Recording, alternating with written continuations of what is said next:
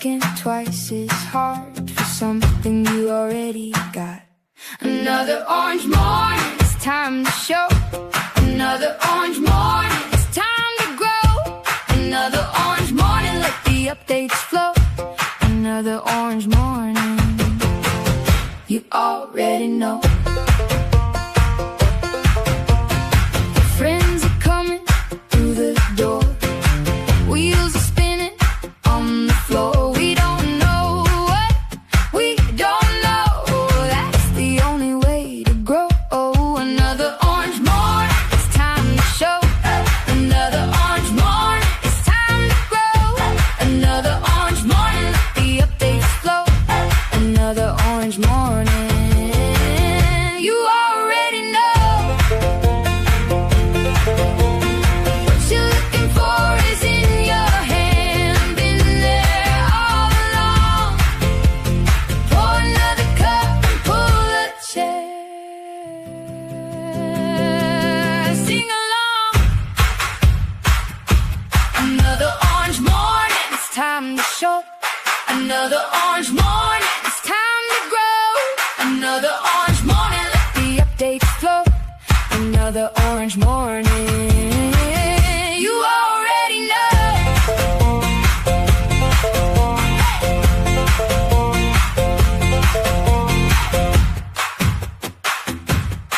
Hey!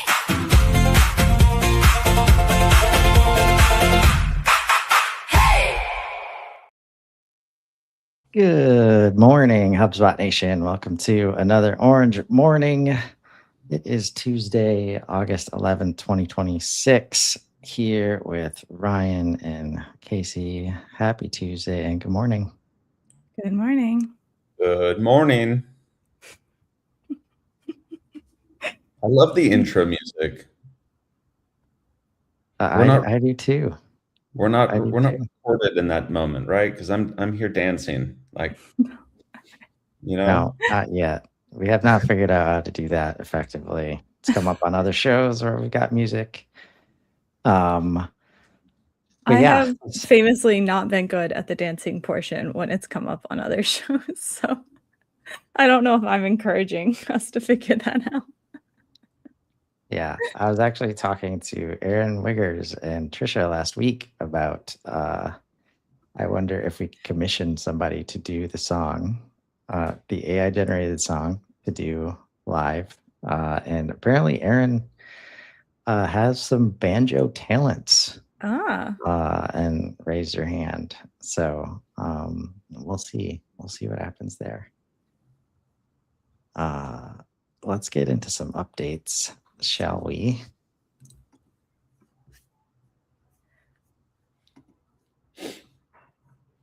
Got 7 already today. Yes. Including one I'm just gonna dive into. Buyer intent, one of our favorite topics. Just got a new signal. Company surge, powered by Bombora. Ryan, you're on the hot seat. What do you think company surge means? Oh man. Maybe like a hiring growth or revenue earnings. Those are my two kind of like thoughts right there. I like it.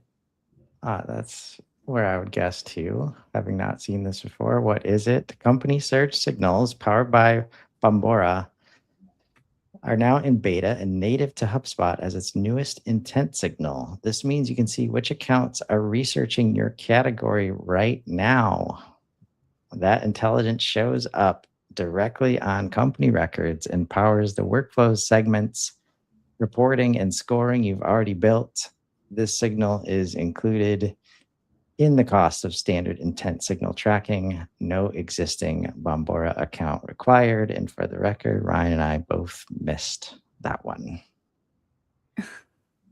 Is that our fault we missed it? Like surge? And so that's a surge in the products and services that you sell. Is that how I'm reading that?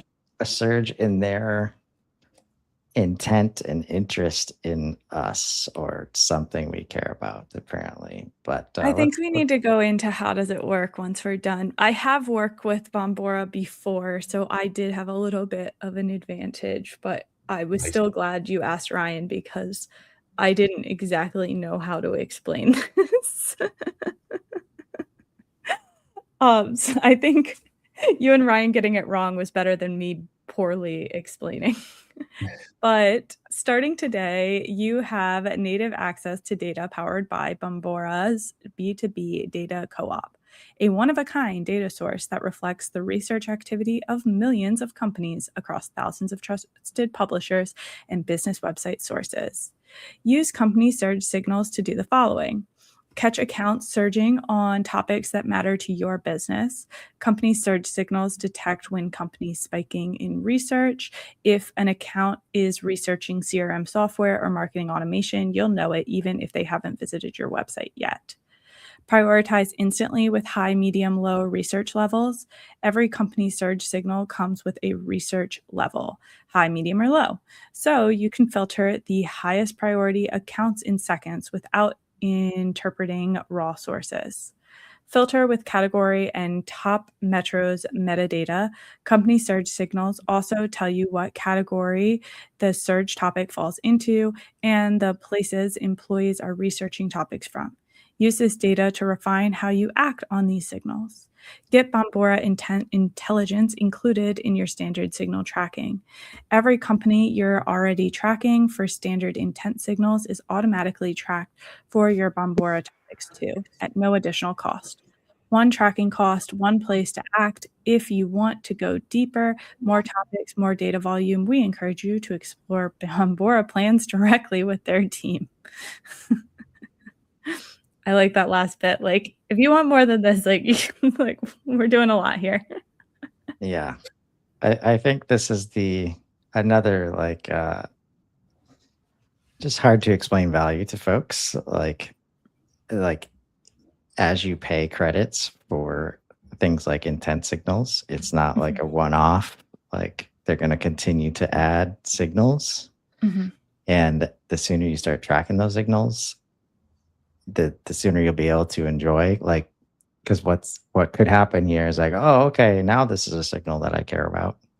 Let me start doing it now with the companies I care about. It's basically if you care about the company and you want help understanding any kind of signal out there in the market, I'd start going sooner rather than later. They're moving quickly on this. Like they gave us custom signals last month. And this is, I think, a precedent for talking about, other companies' data or other provider data, like as a new intent signal. So that sets a really great precedent, I think. So how does it work, Casey, expert in Bombora?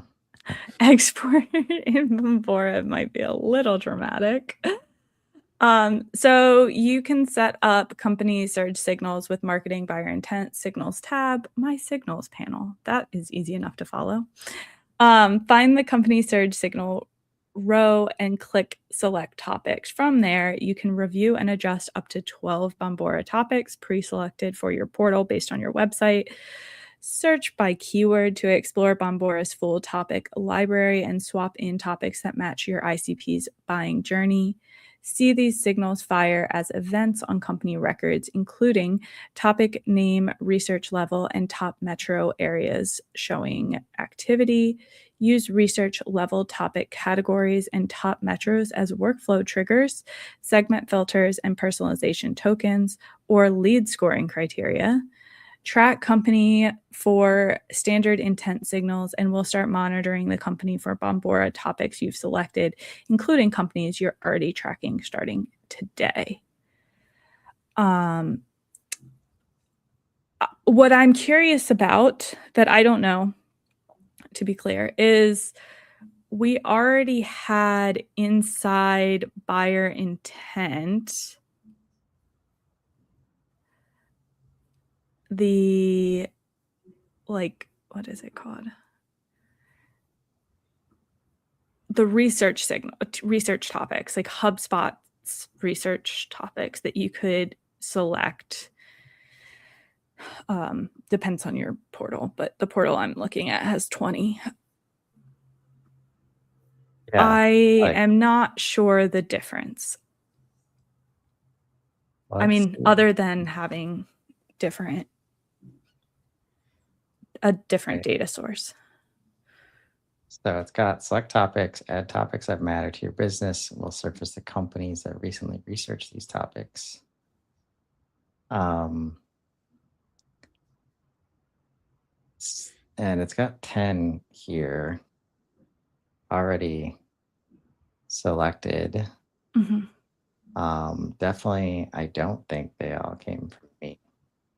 It said they look at your website and pre-filled. So I guess we'll see, like sit tight and see if any show up. But yeah, when a company starts researching one of your topics or changes research level, when a company increases research, so pretty sure increases research and changes research level, could be considered the same thing. I think changes research level is also a challenging, like black box kind of metric when you see like low, medium, high related to like research intent. Most people don't have any idea like what those different categories mean. So I could definitely see an improvement here in like getting clear on like signaling out like the actual increases in a way that's not just high or something like that. So, but I am going to give this to Breeze real quick and see what it has to say. Yeah, my hunch right now is it's just two different sources of data. So oftentimes you might see the HubSpot's research and the Bombora intent topics overlap. Sometimes you might not, and that's just because the data is coming from some different places.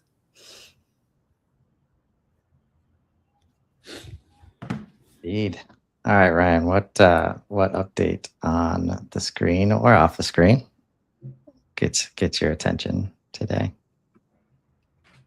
I think enhanced meeting transcription for note taker. I've been very much like in love with making sure that my meetings are recorded, right? So everything kind of post conversation depends on the quality of that transcription.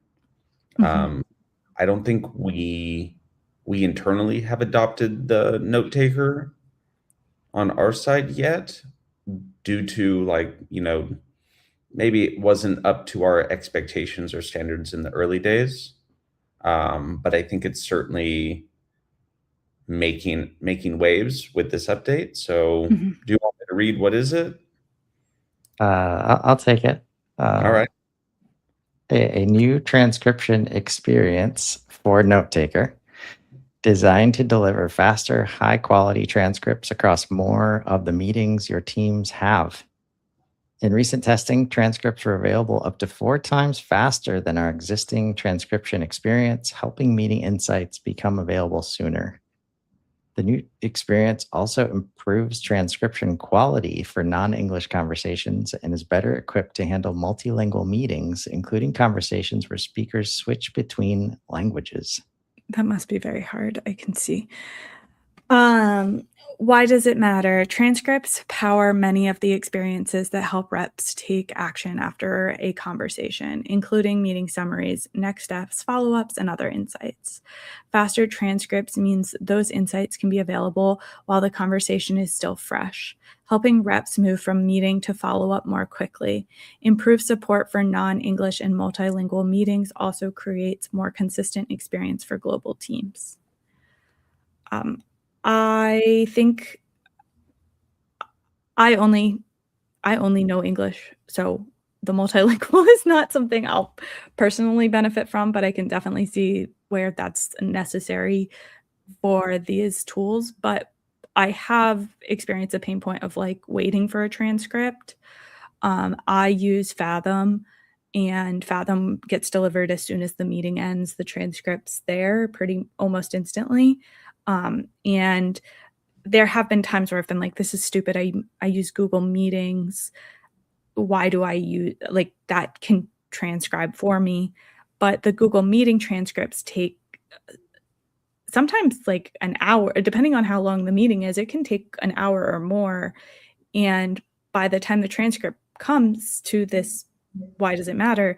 Like, I've forgotten things. Like, if I'm able to process the transcript right after the meeting, then I'm able to kind of answer anything that might be open or provide additional context on anything that the transcript or AI might have misinterpreted in a way that if I'm waiting hours, it just doesn't work. What I like about the description is it says designed to deliver faster, high quality transcripts. So we have not just a speed improvement, but a quality improvement. And what I'm maybe not for now, but certainly for more conversation internally is for like those hour conversations, what I've noticed, right, depending on how it gets processed and how you also communicate on those transcripts determines what next steps are and who they're assigned to. We've had moments where a agent, processes a transcript for us, and the resulting output of that is 50 tasks. But clearly there aren't 50 tasks to do, but somehow, right, the way that you're speaking or the way that the conversation went, it assumes that that's needed. So like there's the transcription. I'm really curious about kind of the post-transcription steps for those kind of those takeaways or those next steps. Yeah. Key, there's nothing customers need to configure or change in their workflow. Just sign up for the beta. What's interesting, please note these improvements are only available for video meetings recorded with HubSpot's native note taker. Calls and meetings recorded with an integration are not supported at this time. I was just talking with Nico yesterday on the AI Daily Show about how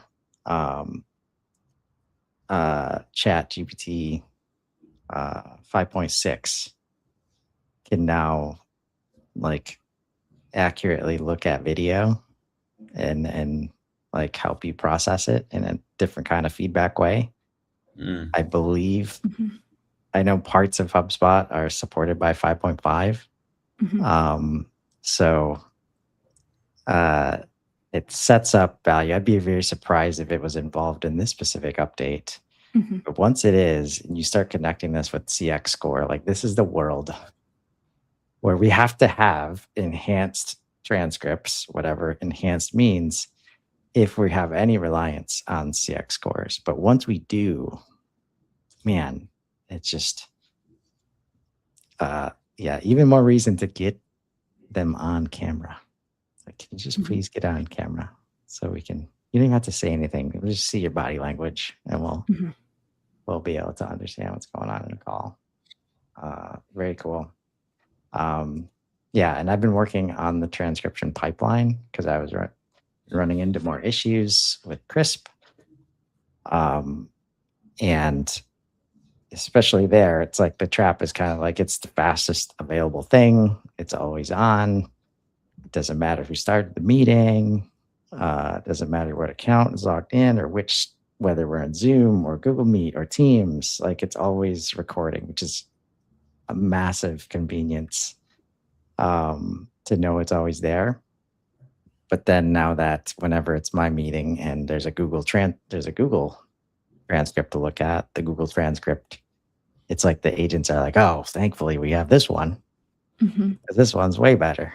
This one's got all the names right and all this stuff. So I've definitely been noticing weaknesses in there. So What's on your list today, Casey? Or which one do you There's a like? couple, but there's two property history table updates and revert single properties in history table. Those two pique my interest. Revert single properties in history table. What is it? Single property revert lets users restore an individual property value directly from the history table without needing to run a broader restore workflow. Why does it matter? Today, customers can see what changed in property history, but fixing an accidental overwrite often means a more manual or heavyweight recovery flow, such as exporting history and re-importing old values. This update makes it much faster to correct one mistaken change in the moment, which helps users recover confidently from workflow, import, or manual errors. Massive update. Yeah. When you think of reverting, so you've got a contact record with a property, right? And it's been through 4 changes and you want to go back 4 steps. Mhm. Revert is going to alter the history in a way to where like the 4 changes after it get removed, or it just brings that old one upwards. My hunch is it brings the old one upward. It definitely cannot work any other way, or else like we're in like violation of all the compliance that HubSpot has been working so hard for. The reason we have a history in the first place, I think, is for compliance issues in a lot of spots. Yeah. I think in the old days, I would write scripts that always kind of targeted contact properties and then the history of those to kind of like help solve this problem. What I'm like, this just becomes another source to branch against in terms of, look, you had an integration or a user do all of this. Now you have an additional thing of, well, now users reverted it. So tying back, one, you have the reversion by a user, but then you need to find the original source of what changed it. So that just the history, the visibility of the history just got that much more complex in terms of now you have humans manually overriding things, which is great. I mean, it's been a big pain. So one click restore is awesome. And luckily, they're updating that as well. Property history table updates. The property history table on a record side panel has been updated with a cleaner layout, a new column structure, filtering, and a direct way to restore property changes from the history view. Nice. Why does it matter? When you spot a problematic change in a record's property history, there's currently no way to act on it from that view. You have to leave the record, navigate to a separate restore table tool, and reconstruct the same filter criteria from scratch. This update surfaces a restore CRM data entry point directly in the property history table, so you can investigate and act on data problems without navigating to another area of HubSpot. Everything in one place, saving you valuable time.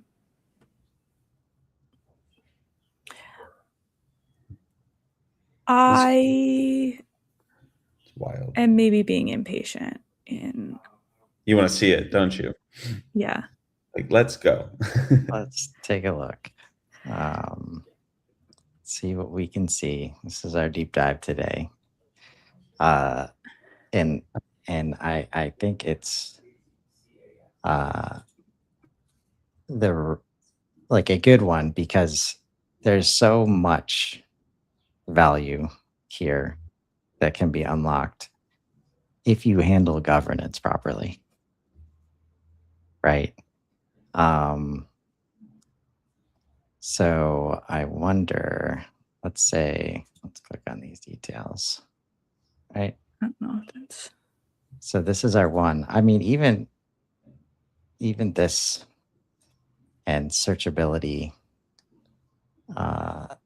filtering, like, so which, I wonder what I can kind of Check out account. like life cycle stage or something like that. Lead Yeah, status. that's what I was looking at. Yeah.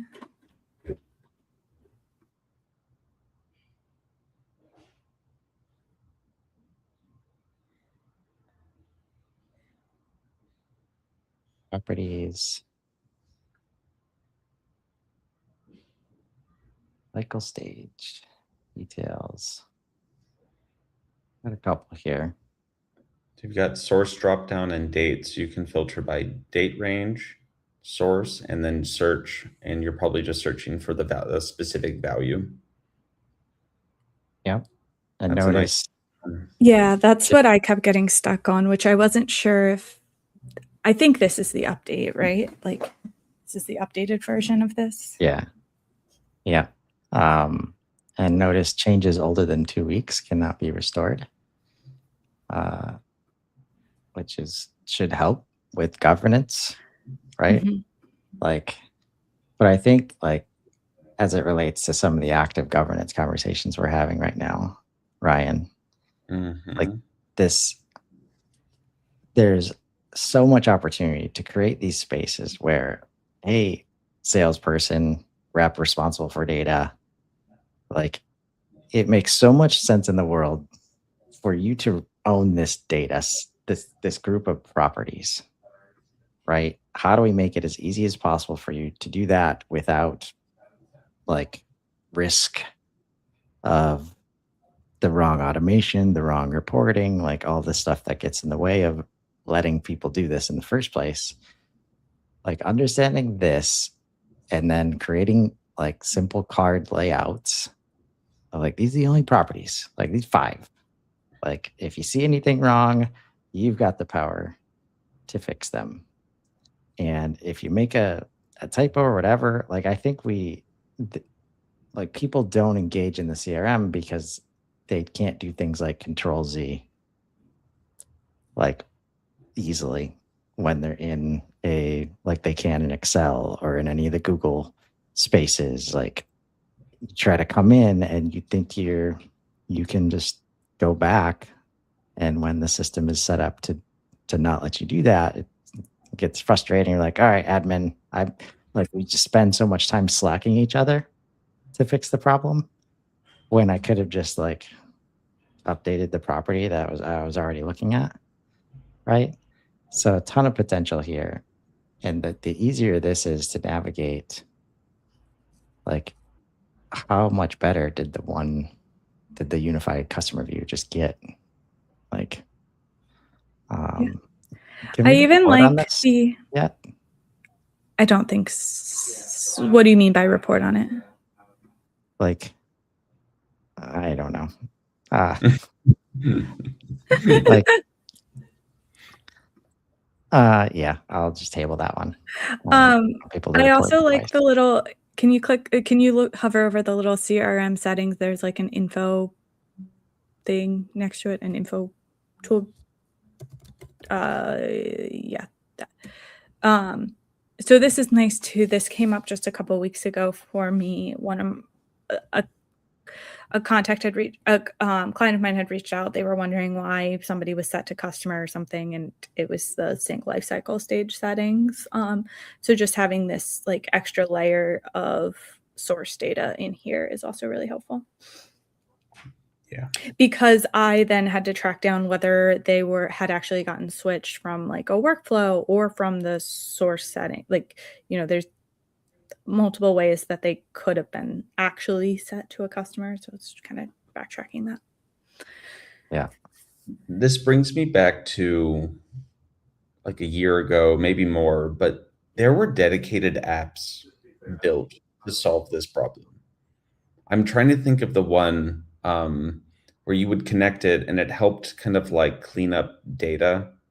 And they had a help center article, which was like how to restore properties from the past, right? And it was man, I gotta remember the name. I'll find it, but like they're just bringing all of the capability native. And the Jonas's app.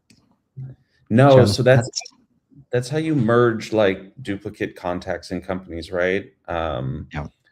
There was another data one right? It was oh man, I'll find the name. Okay. Yeah. Data quality and management. Again, it can be so much easier, but it just requires this layer of team enablement that we usually don't see, and we try to automate out. But it's getting easier and easier for people to own their process. And that's been huge for us when we work with clients. Like, you can get, like, people buy in a lot faster if they know they can own their own damn process and inside of HubSpot. Anything else that we want to highlight before we go to Will It Breeze? The access request for users and teams also looks cool. Or nice. Cool and nice. What is Well, it? I actually think there's a dashboard update that looks cool. This is like nice. Like, I don't know. What's the we need different scales or something. Yeah. Access requests for users and teams. Let's hit on the what is it. I want to see the dashboards one too. So since we clicked on this one, we'll do half of it. When you try to access the users and teams pages without the right permissions, you can now request access directly in HubSpot. The modal lets you describe what you're trying to do and notify an admin who receives a link straight to the edit permissions page with your context already loaded. Yeah, this it's a new precedent. Is there anything else in HubSpot that does this?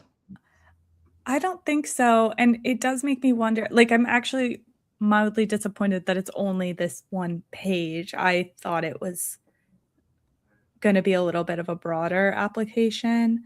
But maybe in the future.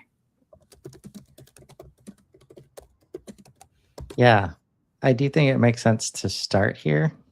Because like, it's rare that somebody's going to ask for this specific permission.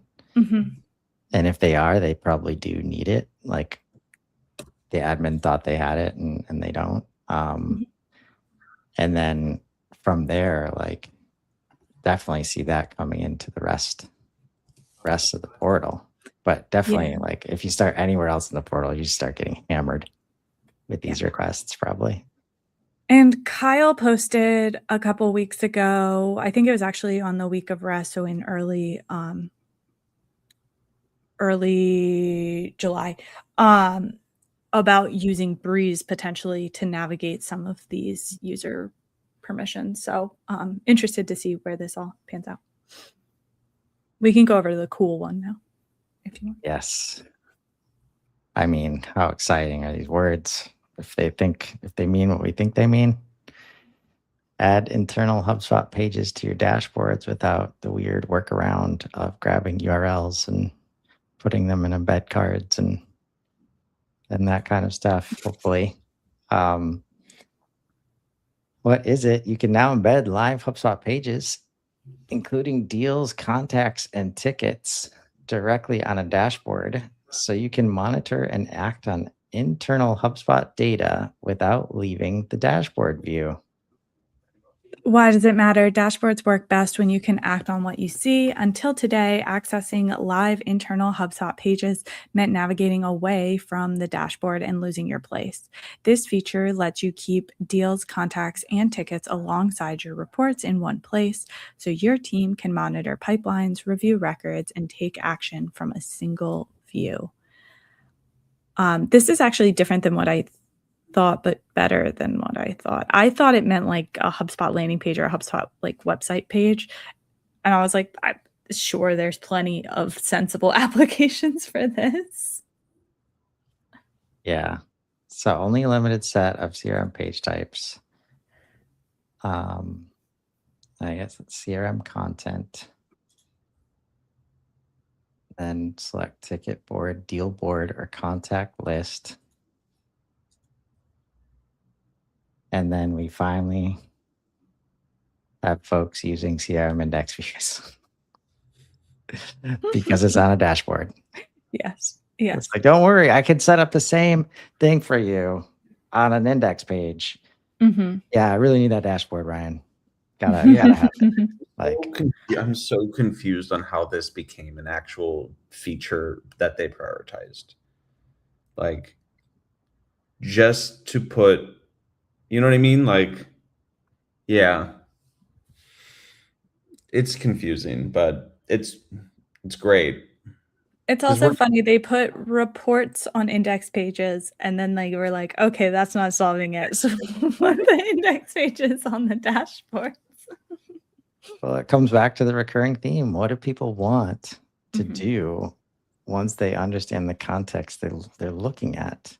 Mhm. They want to take action of some sort, and you Mhm. can't do that on a dashboard. Like, that's Mhm. not what dashboards have ever been for. Mhm. And it's been great to see how far the index pages have come to just get all of the context in one place and make it actionable. What's interesting is how updates like this work with updates like send the monthly dashboard. Mhm. Like, and even though it actually looks like a dashboard now, not some weird slide based PDF, which a lot of people are excited about that update. Like, Uh-huh. what does a CRM index view look like in that send? It's a really good Like, point. probably like this, like Probably half, terrible. and then we're gonna get requests like, well, why can't I scroll in the PDF? We could scroll like when we're in HubSpot. Yeah, that's not how that works. Maybe if you just come into HubSpot with the link that I send you that we bookmarked in Slack and on your browser. Anyways, I think the um, customized like navigation is gonna change a lot of people's need to get to the right index views like a lot quicker. That will yeah, help tremendously. yeah. Um, and hopefully this is yet another way. This might go to like unified like context view mode. Because if we can get folks over to the dashboard and then talking to Breeze, and the dashboard has stuff in it like all these index pages, like, man, it feels like truly all the context like in one place. Um, let's see what Breeze has to say about the new buyer intent update. Mhm. Thankfully, I appear to be eligible for a company search in this portal. That's a good first step. Get in the way of a lot of folks Mhm. trying to do stuff. Why I say that? Your portal has HubSpot credits provisioned. Company Surge is described as available to all HubSpot customers with HubSpot credits. Buyer intent is already present in your nav, and you're on the buyer intent signals area now. What I can't confirm from the current page view is whether the Company Surge row or select topics button is already visible in my signals panel. This means best time to check. All right. If you want, I can help you with either of these next. Pick the 12 best Bombora topics. All three of those things, please. Sharing this with our PDM yesterday, like, because she was getting like folks like always like, how do we keep up? Tell me which updates I should care about. And she's only been at HubSpot for a month. Mhm. And it's like, just tell them to start doing this. Like, go ask Breeze, go Mhm. copy whatever update interests you, and it'll be like, I mean, look at that. It's like, yep, you have the right license, you have the credits. Would you like me to make something of this update for you? Yes. Okay. Like, and half the time, Breeze can end with the actual setup of the thing, not just the strategy doc or that stuff.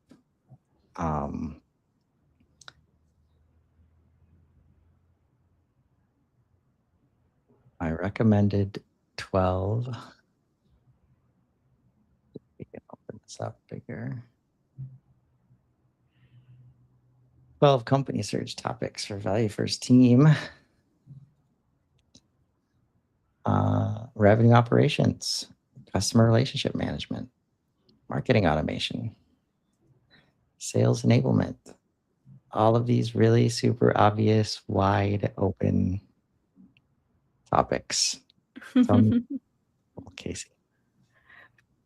Why are these so wide open? Is that your question? Are these like valuable, or are so they? I do think, I mean, I haven't worked directly in Bombora for a while, but when I last did, I do think it's a little different than when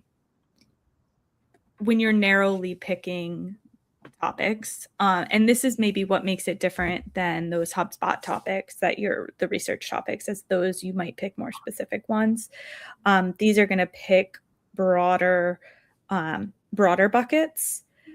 And the intent of looking at these broader buckets is sometimes when you get so narrow, you get nothing back. So when you look a little bit broader, at least then you have some companies to look into. And then from there, you might narrow it down based on location or company size or things like that. But it is giving you a bit of a pool. And then from that pool, you might want to filter it down from there. Okay. So does it capture a bunch of different, like, revenue operations as a bucket of search, or do people have to be searching for that phrase? No, a bucket of search. Yeah. So it's not going to be individual phrases. It's going to be topics. Yeah. They're Bombora topics. So it's like a bucket of phrases. Okay. And Bombora's been doing this a really long time, like longer than I think most people think of intent topic capabilities.